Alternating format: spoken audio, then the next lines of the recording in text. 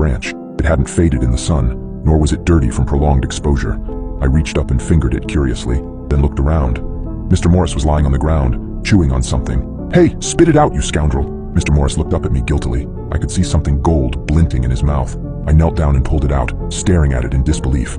It was a bracelet. What the? I had never seen it before. Raven definitely didn't own one like it. I investigated the area further, but found nothing else out of the ordinary. I decided to head further out into the property. If someone was trespassing here, they had chosen the wrong day to do it. I had my pistol in a holster on my waist as per usual. I kept one hand on it as Mr. Morris and I pressed on. I hadn't been on this side of the pond in a while. The area was heavily wooded, and I honestly had no reason to ever come this far. My son Hunter, however, was another story. When he was going through his pyromania phase, he had been out here burning whatever he could get his hands on a regular basis. In the days before that, we had built him a treehouse on a tree that he had picked out when he was 6 years old. That same old treehouse was still somehow in one piece, though the rickety ladder that he had once used was another story entirely. I paused, my breath rising in front of me as I surveyed the scene before me. There was an indent in the grass and soil down below, indicating that the old ladder had been lying on the ground for quite some time recently. Now, however, it was leaned up against the tree, leading up to the treehouse. I could feel a chill that had nothing to do with the cold. I looked down at the bracelet, then up at the treehouse. Someone had recently climbed up there, and I suspected that they were still there.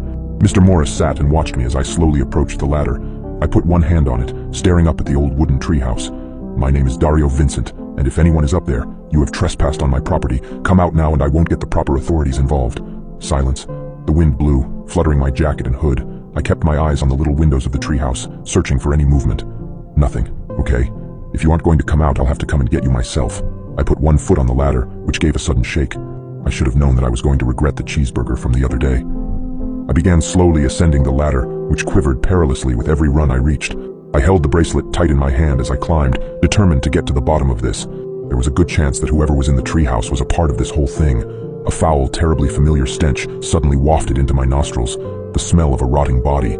I paused, now nearly at the top of the ladder. No way, there couldn't be a... I put my hand on the top rung.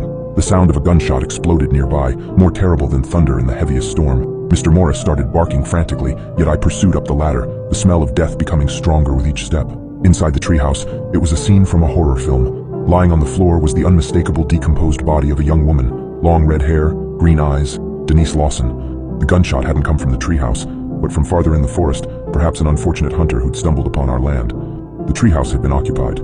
I found a few articles of clothing, men's clothing, strewn around the tiny space, a makeshift bed with blankets and pillows, and empty food containers. Tucked under one of the blankets was a notepad, filled with messy handwriting. I picked it up and began to read. It was a diary, entries dating back a few months, entries detailing the abduction, entries full of remorse, entries confessing the crime.